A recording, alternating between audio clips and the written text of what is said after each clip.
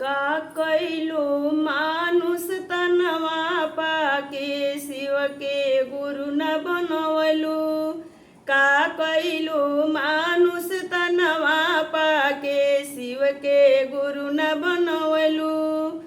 इहो शरीरिया गुरुजी माटी के ढेला हो। इहो शरीरिया गुरुजी माटी के ढेला हो। पानी परत गली जाए शिव के गुरु न बनवलु। का कैलो मानुष तनवा पाके शिव के गुरु न बनवलु। इहो शरीरिया ये गुरुजी कागज के पुड़िया हो। इहो शरीरिया ये गुरुजी कागज के पुड़िया हो। हवा बहुत उड़ी जाए शिव के गुरु न बनवलु। हवा बहुत उड़ी जाए शिव के गुरु न बनवलु।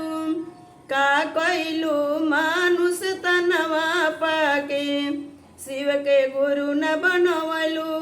का कैलो मानुष तनवा पाके इहो शरीरिया ये गुरुजी रबड़ के पुतला हो। इहो शरीरिया गुरुजी रबड़ के पुतला हो।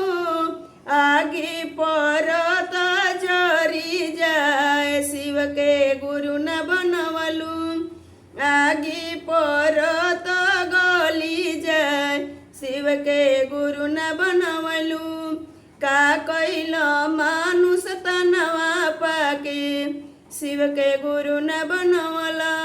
का कैल मानुष तनवा पाके शिव के गुरु न बनवला।